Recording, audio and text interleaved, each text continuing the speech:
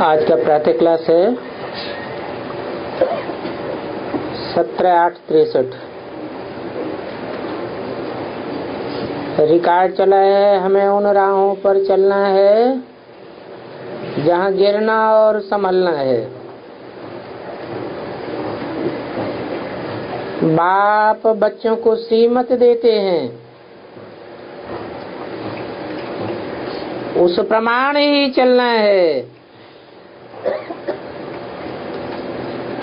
तो गिरने की बात नहीं आवेगी।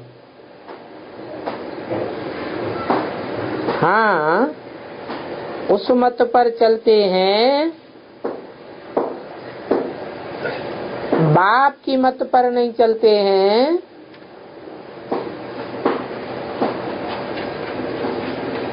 तो फिर घड़ी घड़ी गिर जाते हैं। और बाप कौन सी मुख्य मत देते हैं?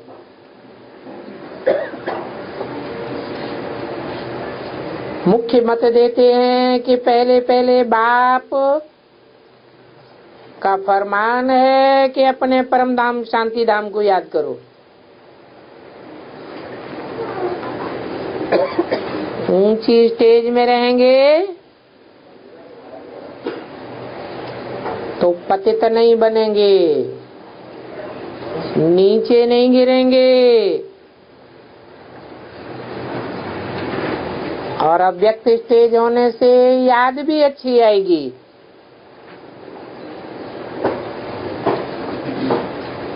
ये बाप मत दे रहे हैं सभी ब्रह्मा मुख वंशावली ब्राह्मण और ब्राह्मणियों को। ब्रह्मा, सरस्वती और जो भी बच्चे हैं सभी को मत मिलती है।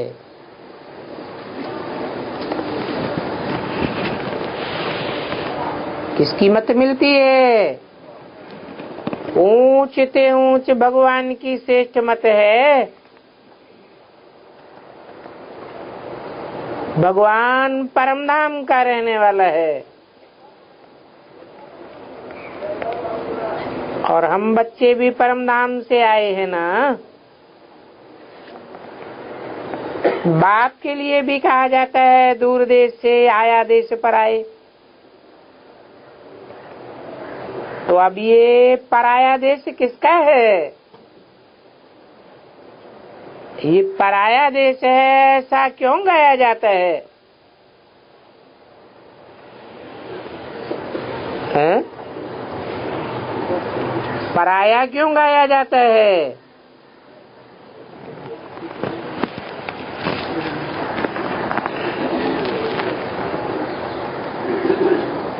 क्योंकि ये प्रकृति का देश है। प्रकृति 5 तत्वों का संघात है, जड़त्व में ही है।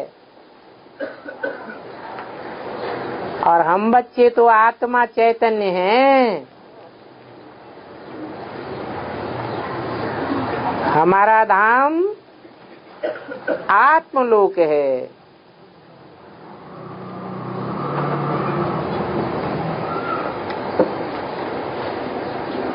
पराये धाम में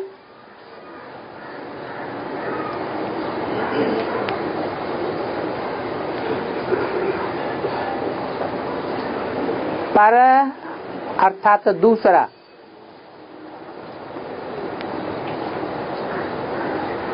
स्व माने आत्मा। आत्मा का स्वधाम है आत्मलोक। पर है शरीर।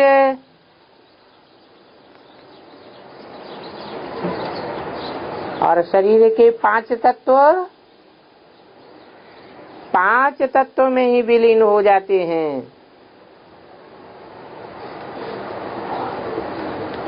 क्योंकि विकृति को पाते रहते हैं।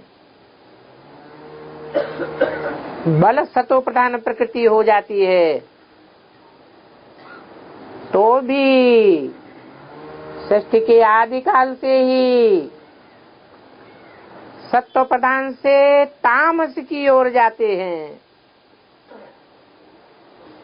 तो प्रकृति भी तमो प्रधान और उस प्रकृति के संग में आने वाली आत्माएं भी सतो प्रधान से तामसी बन जाती हैं।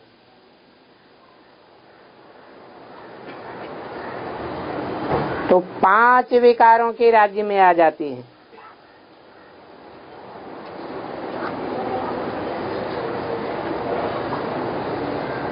परम धाम में तो बाप रहते हैं, परम पिता, परमात्मा। हम आत्माएं जो अब पार्ट बजा रही हैं,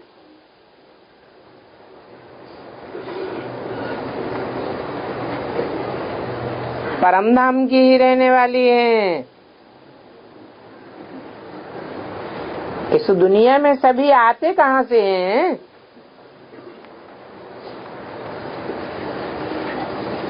तीन कॉर्पोरियल वर्ल्ड में है हम आत्माओं का स्टॉक।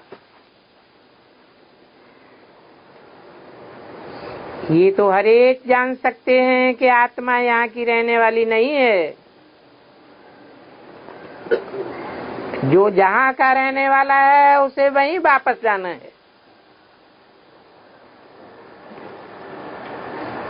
ठहर नहीं सकता। तो आत्मा आती है पारलोक से। कोई मरते हैं तो भी कहते हैं फलाना परलोक पधारा, परंतु वो परलोक तो पधारते नहीं है।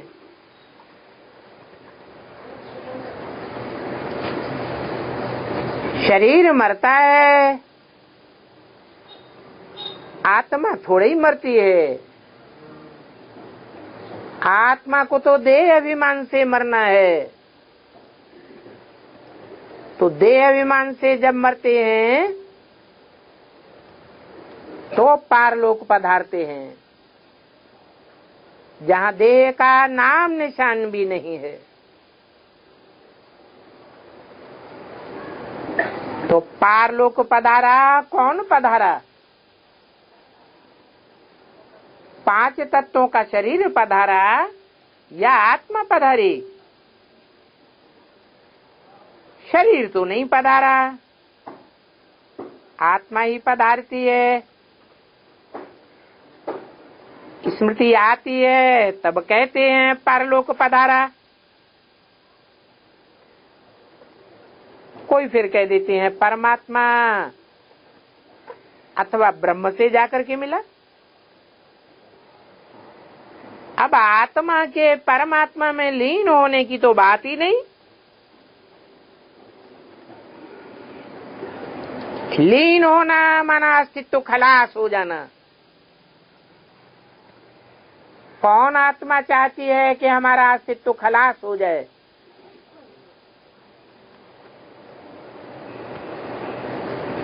कोई भी नहीं चाहता। बाकी आत्मा गई तो सही ना, तो जरूर परमधाम ही जावेगी।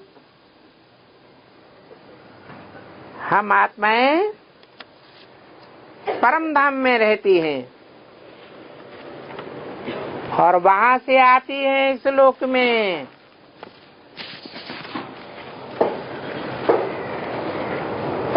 सप्ताह 863 की वाणी का दूसरा पेज।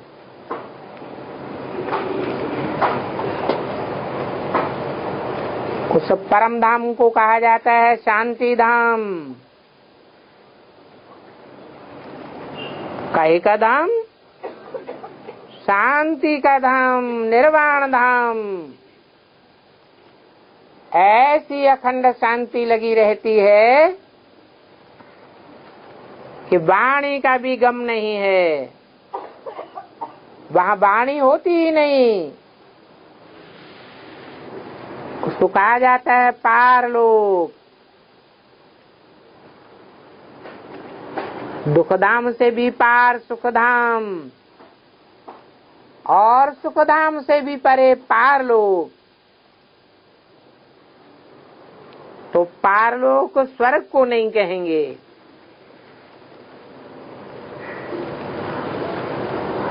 उससे भी परे पारलोक निर्वाण धाम है। क्योंकि जहाँ नरक है वो ही फिर बदल करके स्वर्ग होना है।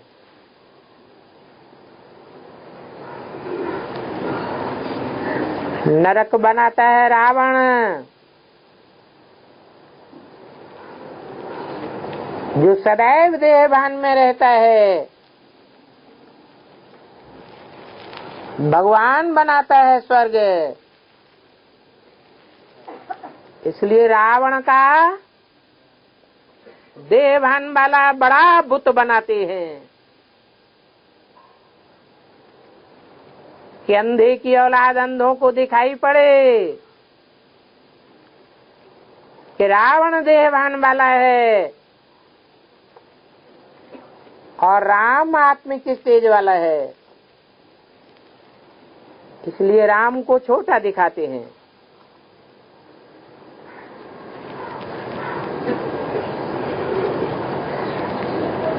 तो जब स्वर्ग होता है तो नरक नहीं रहता है।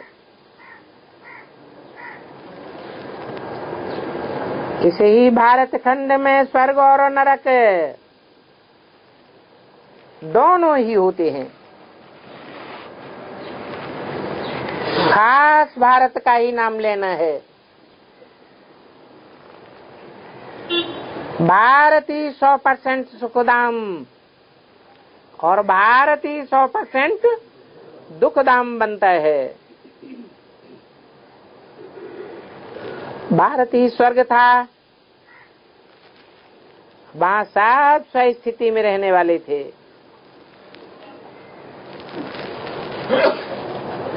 परंतु वो स्वस्थिति में रहने वाले मनुष्य बहुत कम थे।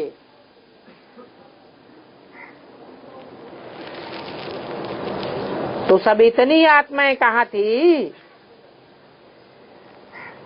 जितनी मनुष्य आत्माएं आज इस सृष्टि पर हैं।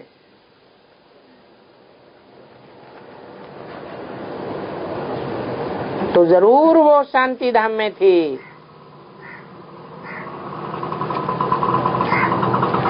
तो ये बात भी समझानी है कि 3 धाम है। ऊंचे ते ऊंचे है शांति धाम, फिर है सुख धाम, फिर नीचे से नीचे धाम है दुख धाम।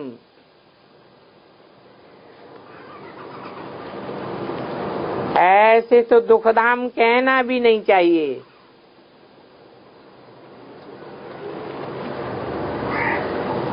क्यों नहीं कहना चाहिए?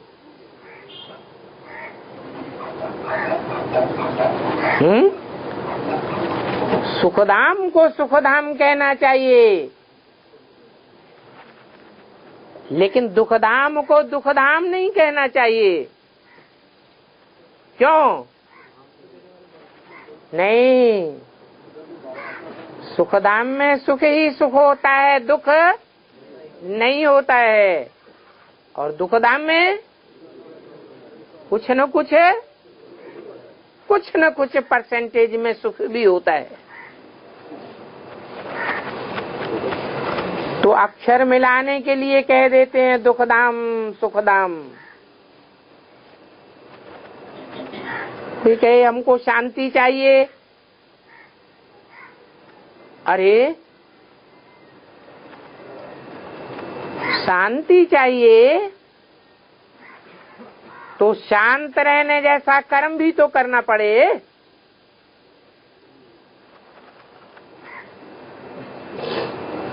ये तो है ही टाकी दुनिया।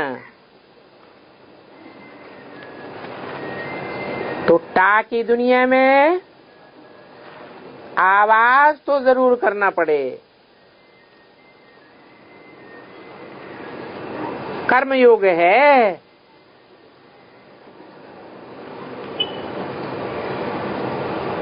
कर्म इंद्रिया है कर्मधारा के बगैर कोई रह नहीं सकता।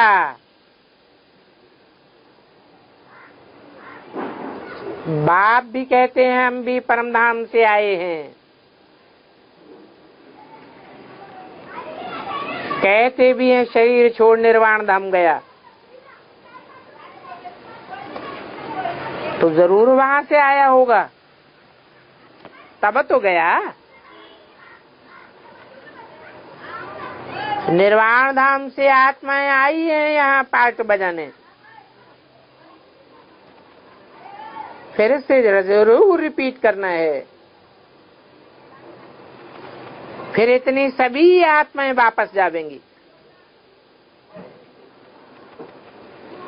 परंतु अभी तो कोई वापस नहीं जा सकता। क्यों? अभी कोई सत्य धाम में क्यों नहीं वापस जा सकता?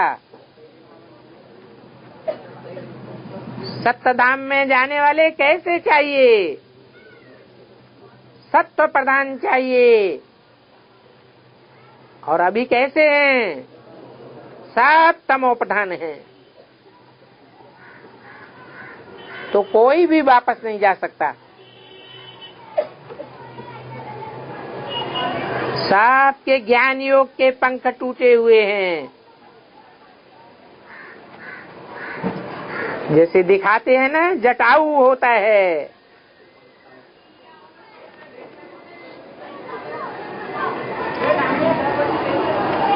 कहते हैं ना,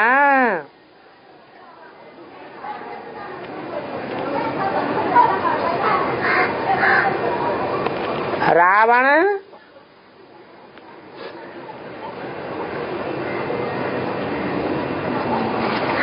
जटायु का रूप धर सीता को ले गए, जटायु का रूप धर के ले गए है कि साधु का रूप धारण करके ले गए। फिर जटायु क्यों कह दिया? जटायु के लिए गायन है कि रावण ने उसके पंख तोड़ दिए। बाकी जटायु आदि कोई होता नहीं है।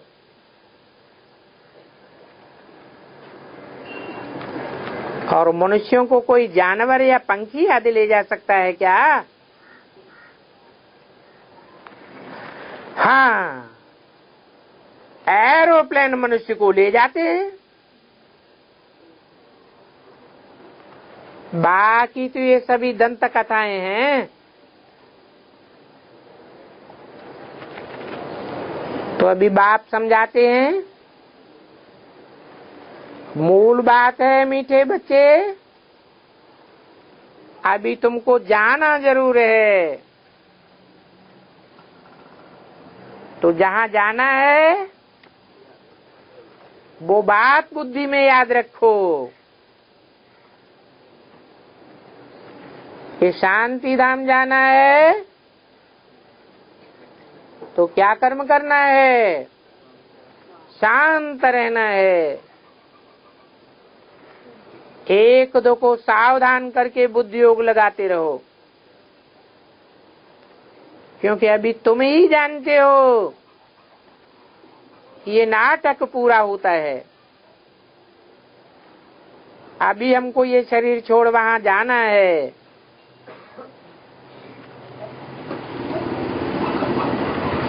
फिर से दुनिया में नहीं आवेंगे, दुखधाम में आवेंगे तो जरूर अपना पार्ट बजाने फिर से, परंतु सुखधाम में आवेंगे। हम ही 84 जन्म लेते हैं, और 84 जन्म कोई एक ही सतयुग में नहीं होते हैं। आदि से लेकर अंत तक मनुष्य के 84 जन्म हैं।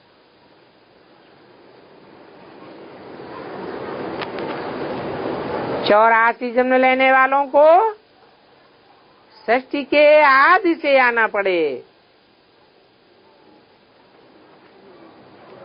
आदि सनातन देवता धर्म के ही 84 जन्म होते हैं।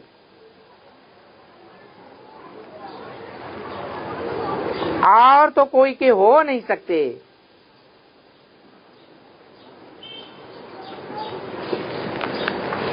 सिर्फ सतयुग में 84 जन्म तो ले नहीं सकते, सिर्फ अब 1250 वर्ष में 84 जन्म कैसे लेंगे? बल सतयुग में आए तो बड़ी होती है ना, तो जन्म भी कम होंगे। तो हरेक को सतो रजो तमो युगों में आना जरूर पड़े। ऐसे नहीं हो सकता कि सतयुग में ही 84 जन्म लेवें और वापस चले जावें। तमो प्रधान पतित बने, तब फिर पतित पावन बाप आकर सभी को ले जाते हैं। तुम जानते हो ये तमो प्रधान चोला छोड़ फिर हम सतो प्रधान चोला लेंगे। हमारा ये ड्रामा बना हुआ है। 5000 वर्ष के बाद बाप आते हैं।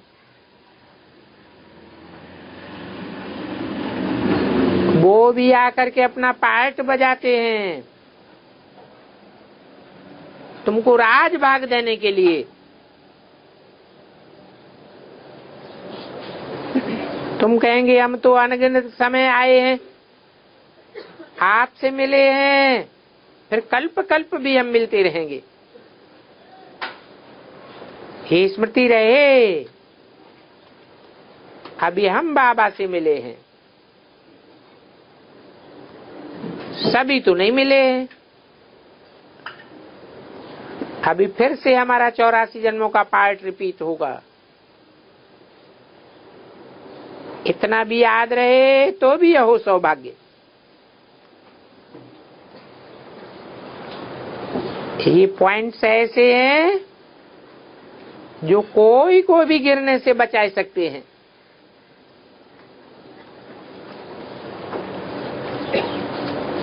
चुस्ती आ जाती है,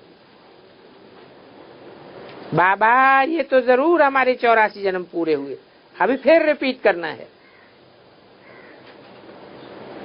वापस मुक्ति धाम तो आपके सिवाय कोई भी नहीं ले जा सकता।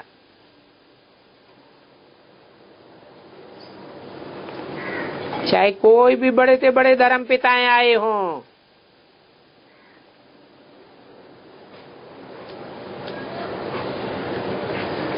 बाबा आप ही हमारे पंडा हो, हम आपसे राज भाग लेने का पुरुषार्थ कर रहे हैं। और ये पुरुषार्थ है बहुत सहज। बीज याद आने से सारा झाड़ याद आ जाएगा। बीज बाप को कहा जाता है, जैसे बाप को कहा जाता है सत्य है, चैतन्य है, ज्ञान का सागर है, आनंद का सागर है। तो जैसा बाप वैसे बच्चे ठहरे।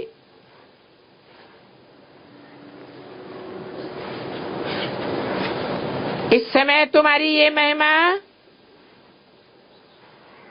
जो देवताओं की महिमा है, जो कृष्ण की महिमा है, सर्वगुण संपन्न 16 कला संपूर्ण संपूर्ण अहिंसक मर्यादा पुरुषोत्तम,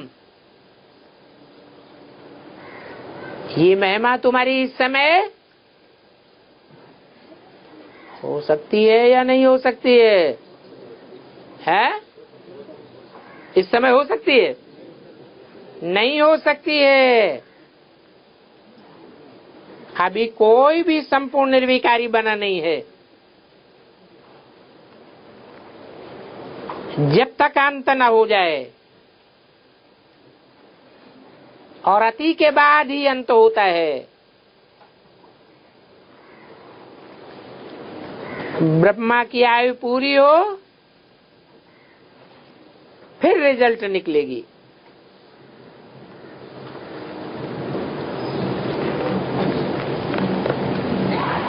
अभी तो हम सब पुरुषार्थी हैं।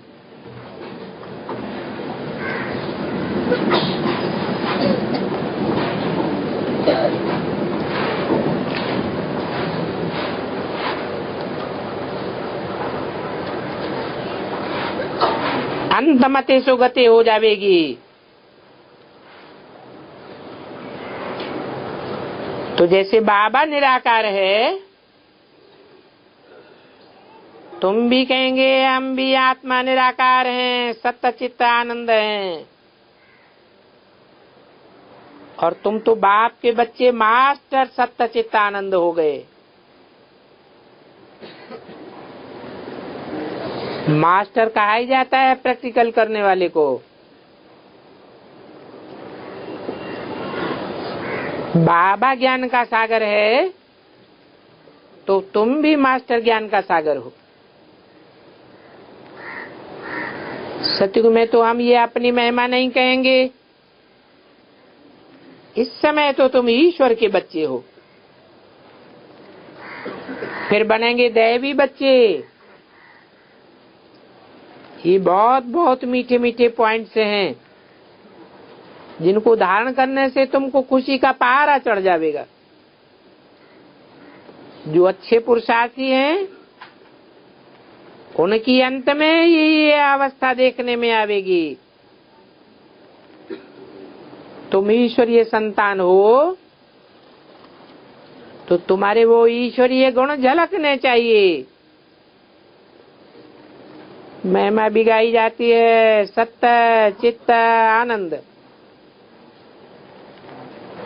तो ऐसे थोड़े ही है कि अंत में सभी की ये महिमा हो जाएगी। हमारी भी महिमा पुरुषार्थ पर है। अभी हम बाप जैसे बन रहे हैं, बनने के बाद फिर हम देवी देवताओं के संगठन में आवेंगे। फिर हमारी दैवी गुणों की रस्म रिवाज चलेगी।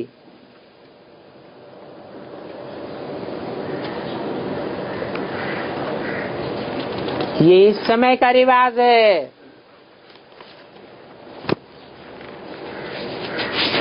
जो हम बाप जैसे बनते हैं।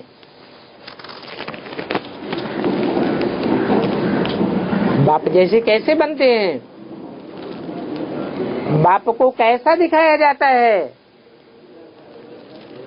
देवता के रूप में दिखाया जाता है क्या? कि जनेऊ धारण किया हुआ ब्राह्मण दिखाया जाता है? शंकर के चित्र में यज्ञोपवीत भी पड़ा हुआ है। उसे क्या साबित होता है कि ब्राह्मण है। तो हम बाप जैसे ब्राह्मण जरूर बनेंगे। 1763 की वाणी का 3रा पेज। परंतु सब तो नहीं बनेंगे ऐसे संपूर्ण ब्राह्मण। कोटों में कोई और कोई में भी कोई बनेंगे।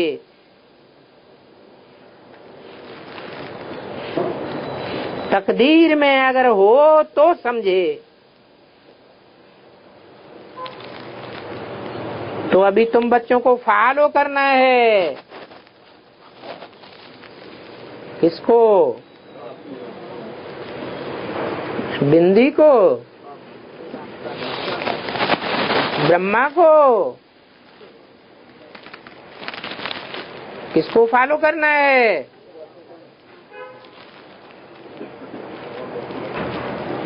पहले बाप को फॉलो करेंगे, फिर देवताओं को फॉलो करेंगे। तो अभी हम ईश्वर बाप को फॉलो करते हैं।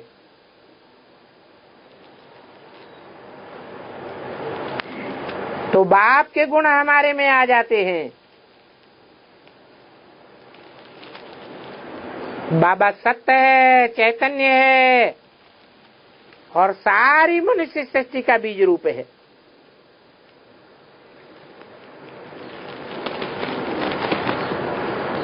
इसलिए उसमें ही सृष्टि के आदि मध्य अंत का ज्ञान समाया हुआ है।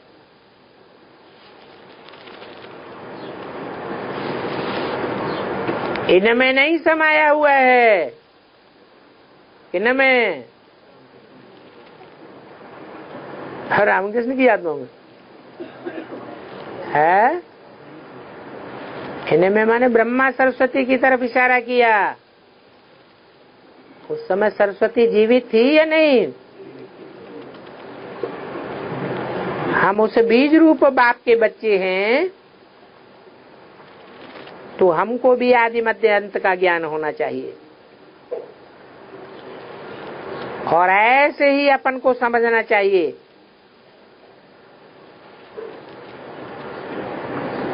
अभी तुम बन रहे हो उन द्वारा, नंबरवार तो होते ही है। कोई में थोड़ा ज्ञान है, पवित्रता भी थोड़ी है, कोई 95% पवित्र कहेंगे, कोई 5% पवित्र, कोई तो पिछाड़ी तक भी गिरते रहेंगे।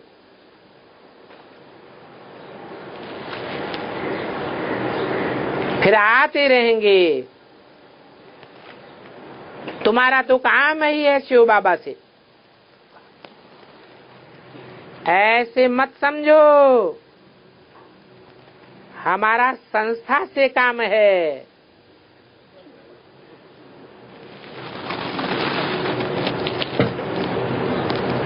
शिव बाबा कहते हैं तुम संस्था में तो रहो या न रहो, विलायत में भी तो बच्चियां हैं।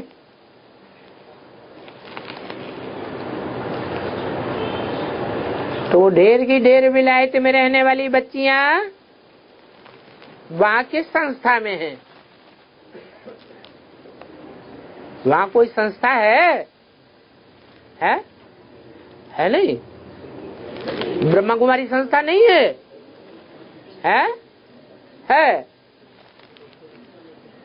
उसका संचालन करने वाला ईश्वर है। ईश्वर बाप तो नहीं है, तो वहां विलायत में तो कोई भी संस्था नहीं है। फिर भी बाप की बच्चियां तो है ना, दोनों का भी योग तो एक से है ना। बुद्धि में है हमको वर्षा बाप से लेना है, उनसे हमको योग लगाना है, इनसे नहीं। किनसे?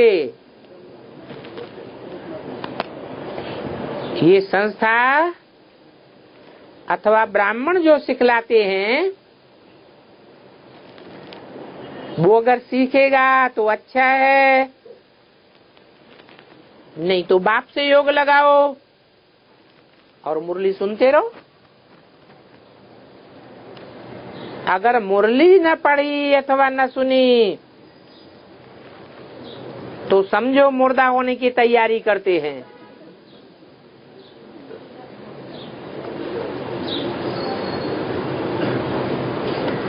तो क्या 3rd क्लास मुरली पढ़ना सुनना जरूरी है? है?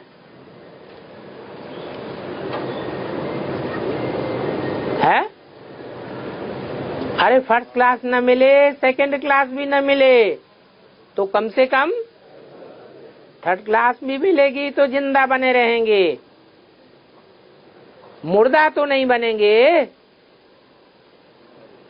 ज्ञान तो अंत तक सुनना है।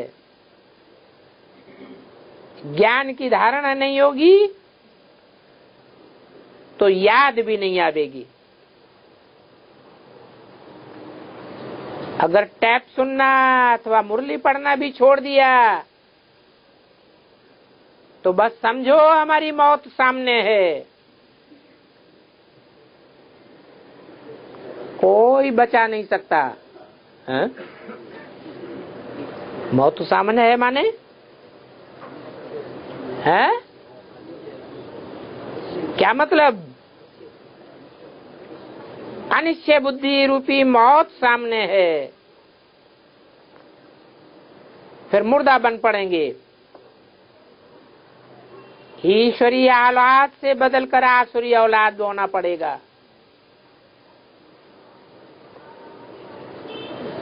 फिर वो आसुरी संग बिल्कुल खराब कर देगा।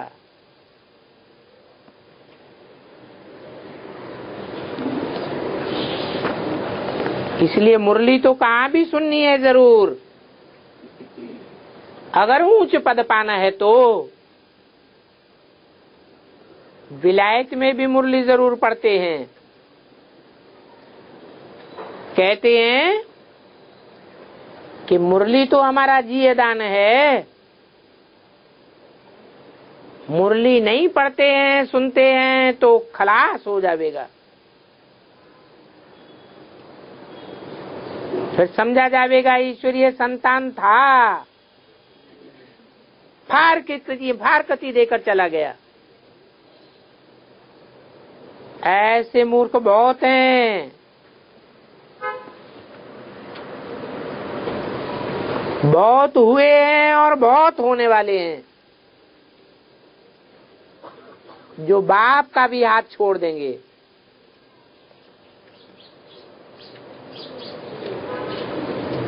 और ये पिछाड़ी तक भी चलता रहेगा। है?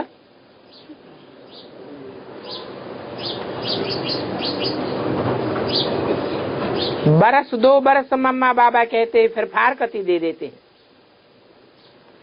फिर खलास हो जाते। इसलिए क्या करना चाहिए? मुरली तो जरूर सुननी चाहिए। शिव बाबा और वर्षे को याद करना है, याद तो करना है। अकेले भी बैठे याद कर सकते हैं, परंतु संगठन तो जरूर चाहिए। क्यों है?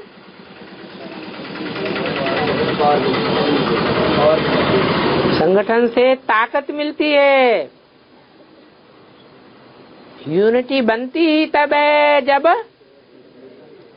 प्योरिटी होती है।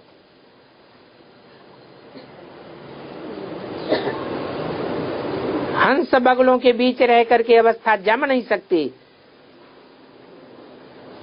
जब तक कि कोई सावधान करने वाला न हो। बाकी जब सर्विस करेंगे तो बाबा भी मदद करेंगे।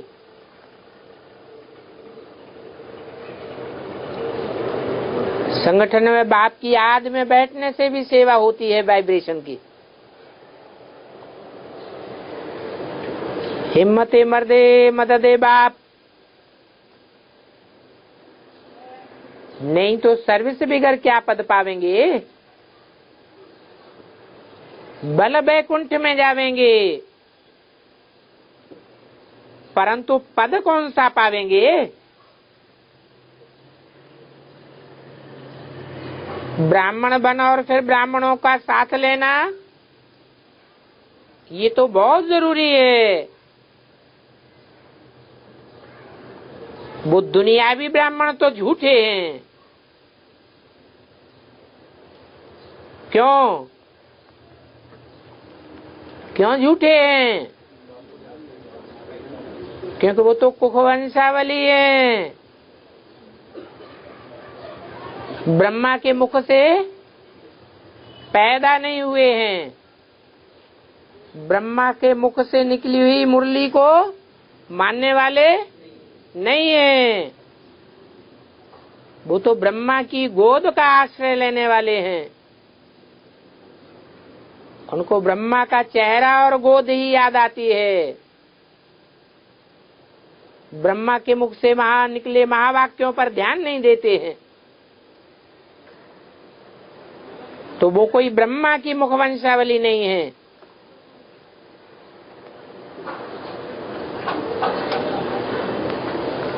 उनसे पूछो तुम्हारा ब्रह्मा बाप कहाँ है, तो क्या जवाब देंगे? सूक्ष्म वतन में। अब सूक्ष्म वतन में प्रजा कैसे पैदा होगी? तो बाप मुख्य बात समझाते हैं, लाडले बच्चे अपन को परमधाम में रहने वाला समझो, अर्थात आत्मा समझो। ये पुराना तमो प्रधान चोला छोड़ देना है। फिर हम नई दुनिया में आकर के राज्य करेंगे।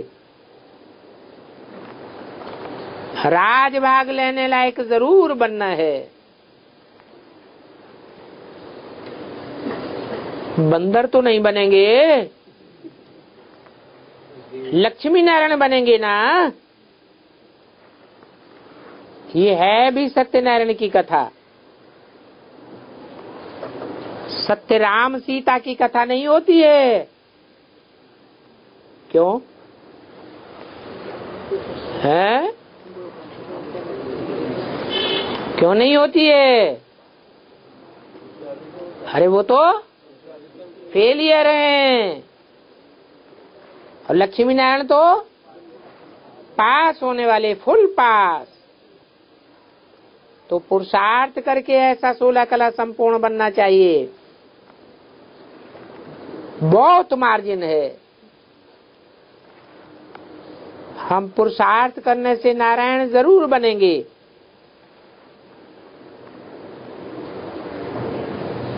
अच्छा नहीं तो माँ को फॉलो करो।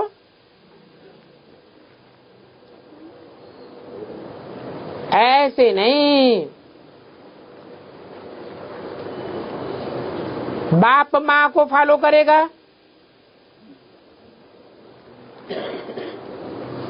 हाँ,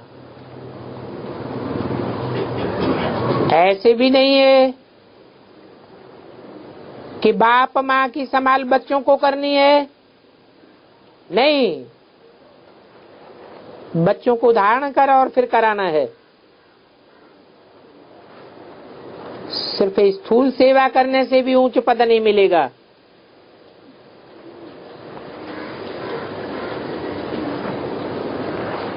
ये बात हर एक समझ सकते हैं कि अगर हमारा अभी शरीर छूट पड़े तो हम क्या बनेंगे। काल तो अचानक आ जाता है ना, काल आते पता भी नहीं पड़ता है। समाचार पत्रों में समाचार तो आते हैं ना, आज धरती हिली, इतने हजार मर गए, आगे चल अर्थक्वेक तो बहुत आने वाली है। अचानक मौत हो जाता है। अभी बाबा आकर के बुद्धि का ताला खोलते हैं। अगर वो नहीं खुलता है तो अज्ञानी से भी जास्ती चट खाते में हो जाते हैं। अभी तुम पत्थरनाथ से पारसनाथ बनने वाले हो। ये दुनिया तो सारी पत्थर बुद्धि है। अभी देखो, मकान भी पत्थरों के बनाते हैं। हम जानते हैं इसके बाद फिर हम वहां हीरे जवाहरातों के महल बनावेंगे। अभी हम ब्राह्मण पत्थरों के मकान बनाए रहे हैं। तो बुद्धियों को इस पत्थर की दुनिया से निकाल पारस दुनिया में लगाना पड़े।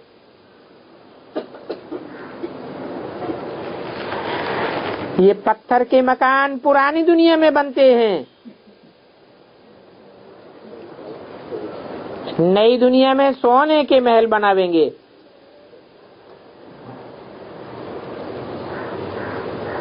तो पुरानी दुनिया से दिल नहीं लगनी चाहिए। क्या हर जगह पत्थर के मकान बनाते हैं? है? बनाते हैं कि पहाड़ों पर ही बनाते हैं? ये बात कहाँ की हुई है जो बोली है? माउंट आबू की बोली है कि अभी जो माउंट आबू में मकान बन रहे हैं, संगठन बन रहे हैं, कैसी आत्माओं के संगठन बन रहे हैं? पत्थर के बन रहे हैं। इसलिए बाबा ने वहां रहने के लिए मना किया हुआ है। प्रॉपर्टी भले खरीद लो, परंतु पत्थर बुद्धियों के साथ रहना नहीं है।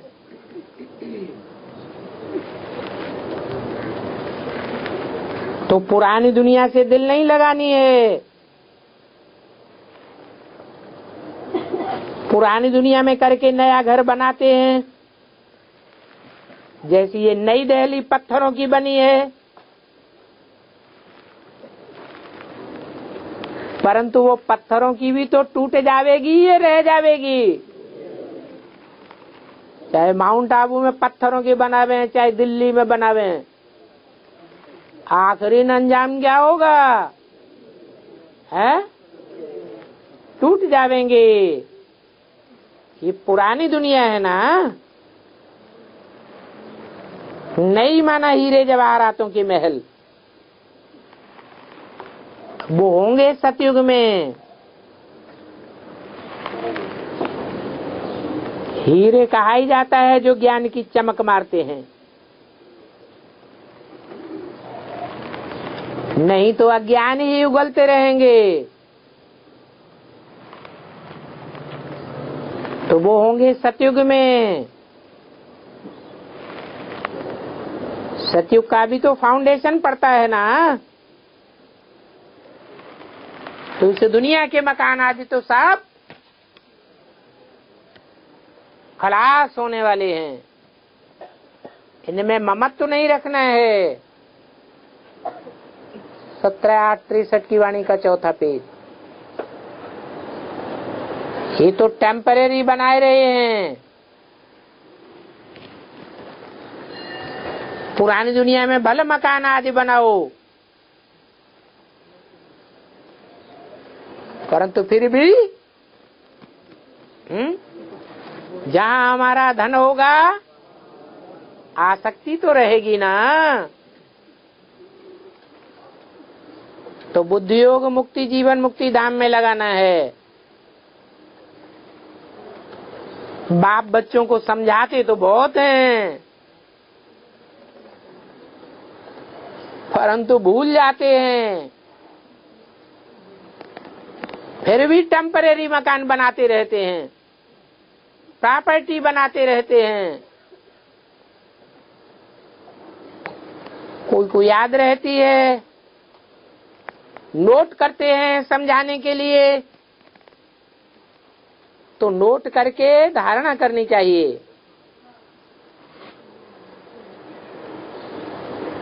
इस पुरानी दुनिया में तो भले मार्बल का अथवा सोने का भी बनावे, परंतु सोने का तो अब बना ही नहीं सकेंगे।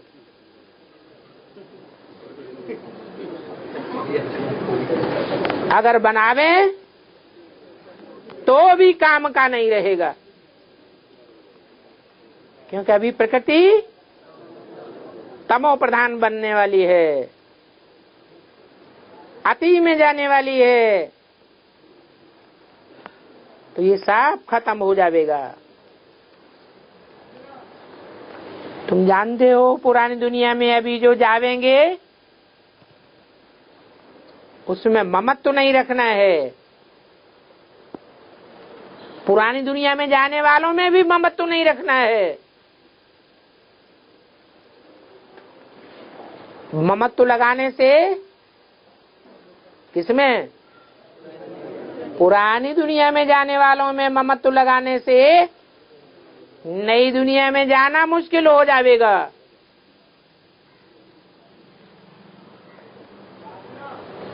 वो पुरानी दुनिया में जाने वाले अपनी ओर खींचते रहेंगे।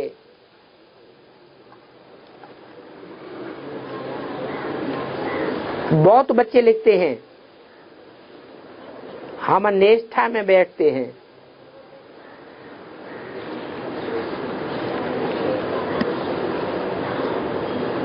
परंतु बुद्धि योग हमारा लगता नहीं है। ऐसे कौन से बच्चे हैं जो निष्ठा में बहुत बैठते हैं? हैं? बीके में है या पीबीके में है? अधूरी नॉलेज जिन्होंने ली है, बेसिक नॉलेज, उनमें बहुत ऐसे बच्चे हैं जो निष्ठा में बैठते हैं, परंतु उनका बुद्धि योग तो लगता ही नहीं है। बाबा कहते हैं ऐसे तो तुम बच्चों को कहा ही नहीं जाता कि एक जगह बैठ करके निष्ठा में बैठो।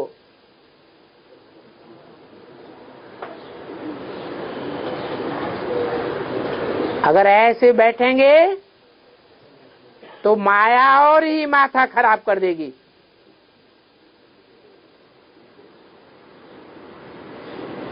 ये तो चलते फिरते खाते पीते याद करना है।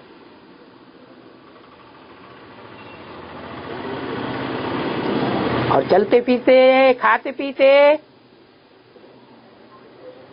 सहज याद कब होगी? कर्म करते भी सहज याद कब होगी?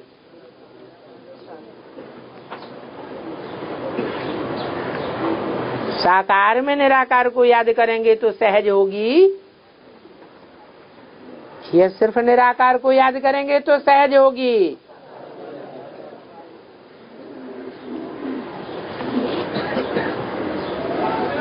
करके संगठन हो जाता है, बाकी याद तो नहीं टिकती है निष्ठा में बैठने से। बाबा कहते हैं चलते फिरते उस याद में रहो। ऐसे भी नहीं कहते सिर्फ जब कथा सुनने बैठो तब निष्ठा में रहो। चलते फिरते याद में रहना सहज होगा।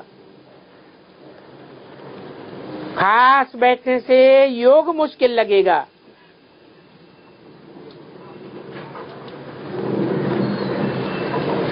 तो वो चलते फिरते याद रखने की टेव रखनी है। खास बैठते हैं गोया बाबा के डायरेक्शन को मानने वाले नहीं हैं। चलते फिरते उठते बैठते याद में रहना है, क्योंकि मनुष्य का मौत तो अचानक आ जाएगा कि जब निष्ठा में बैठे होंगे तभी आवेगा। कोई को तो अचानक दर्द हुआ और ये मरा, हार्ट फेल होता है ना, तो हेर होगी तो झट याद आ जाएगी। उसी समय बैठ थोड़े ही हाल में निष्ठा करने का समय मिलेगा। मनुष्य तो स्नान करते, भोजन खाते, लेक्चर झाड़ते भी मर जाते हैं। प्रैक्टिस होगी तो झट उस समय याद में रहेंगे। नहीं तो निष्ठा स्थान याद करना पड़ेगा। परंतु बाबा तो ऐसे नहीं कहते हैं कि हाल में ही बैठो। बाबा तो कहेंगे ऐसे बैठेंगे तो और ही तकलीफ होगी।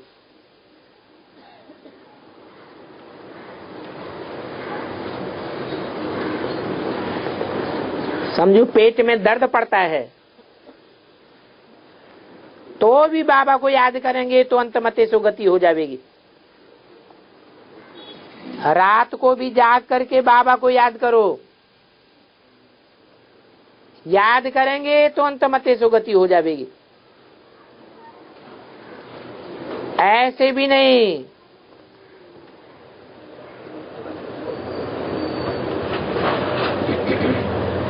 कि रात को याद करने के लिए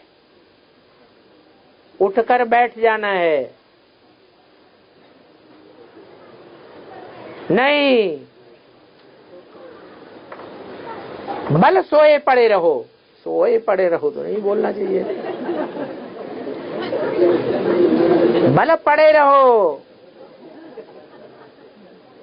परंतु याद करते रहो।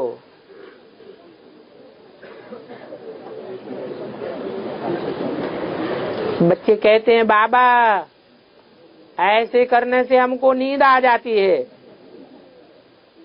अच्छा, इसके लिए फिर अभ्यास करो। उठते बैठते खाते पीते याद करने का अभ्यास करो। अभ्यास करने से धीरे धीरे टेव पड़ जाएगी।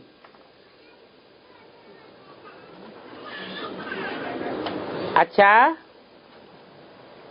अब उत्सव मनाना पूरा हुआ, अब फिर याद करेंगे।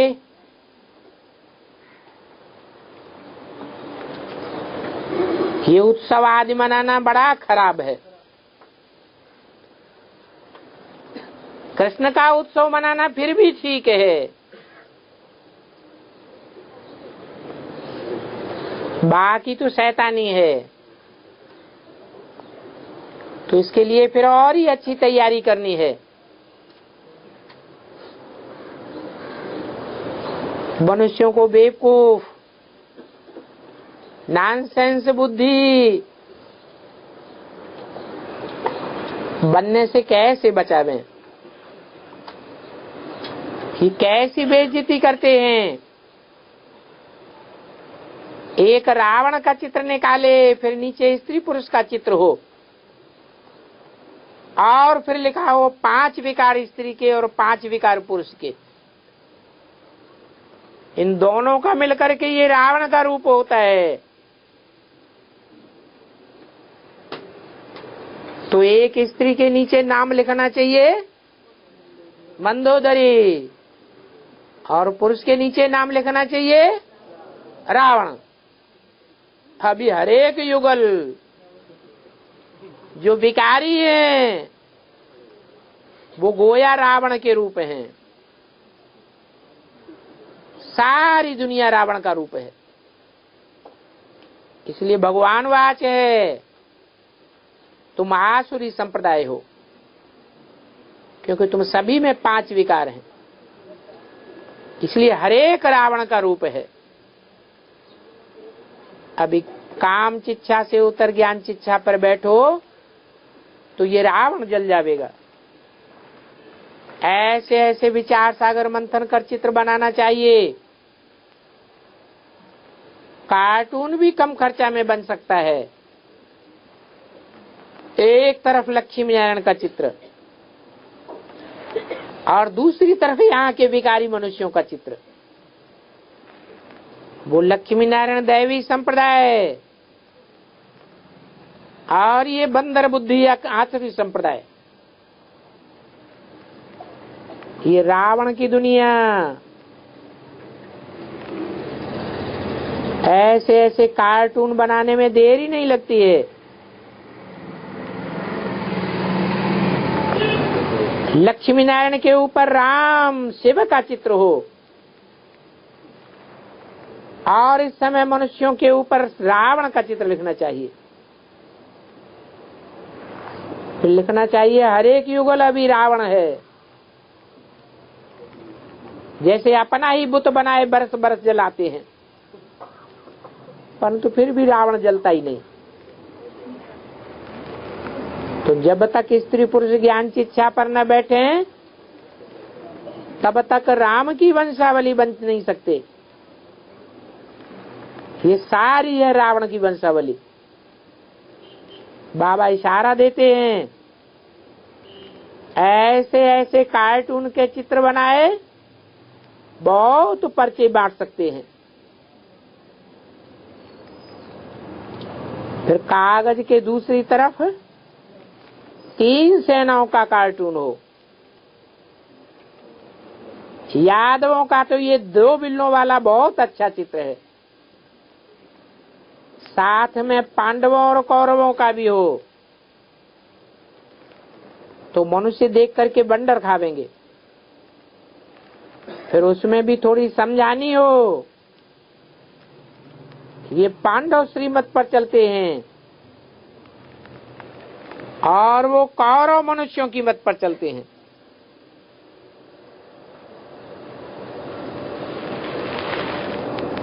ये पांडव विजयमाला में पिरोए जाएंगे।